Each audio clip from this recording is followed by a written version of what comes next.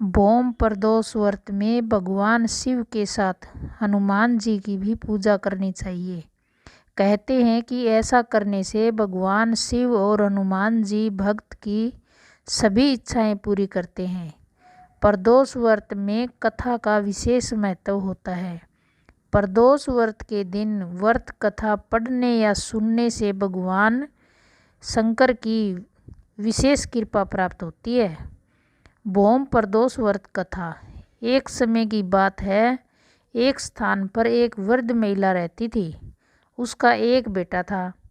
वह वृद्धा हनुमान जी की भक्त थी। हमेशा हनुमान जी की पूजा विधि पूर्वक करती थी। मंगलवार को वह हनुमान जी की विशेष पूजा करती थी। एक बार हनुमान जी ने अपने भक्त उस वृद्धा की परीक्षा लेनी चाहिए। वे एक साधु का वेश धारण करके उसके घर आए। उन्होंने आवाज़ लगाते हुए कहा कि कोई है हनुमान का भक्त जो उनकी इच्छा पूर्ण कर सकता है।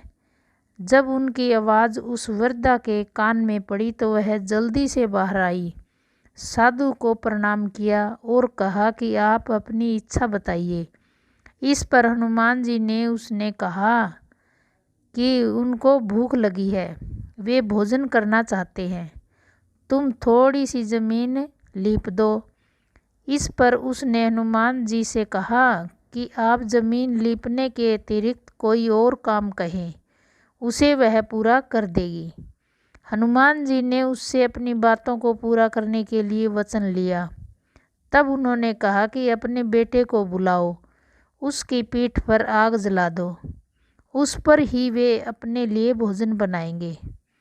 हनुमान जी की बात सुनकर वह वृद्धा परेशान हो गई। वह करे भी तो क्या करे। उसने हनुमान जी को वचन दिया था। उसने आखिरकार बेटे को बुलाया और उसे हनुमान जी को सौंप दिया। हनुमान जी ने उनके बेटे को जमीन पर लिटा दिया और वृद्धा से उसकी पीठ पर आग जलवा दी। वह वृद्धा आग जलाकर घर में चली गई। कुछ समय बाद साधु के वेश में हनुमान जी ने उसे फिर बुलाया। वह घर से बाहर आई तो हनुमान जी ने कहा कि उनका भोजन बन गया है, बेटे को बुलाओ ताकि वह भी भोग लगा ले। इस पर वृद्धा ने कहा कि आप ऐसा कहकर और कष्ट न दें, लेकिन हनुमान जी अपनी बात पर अडिग थे। तब उसने अपने बेटे को भोजन के लिए पुकारा। वह अपनी माँ के पास आ गया। अपने बेटे को जीवित देखकर वह आश्चर्यचकित थी।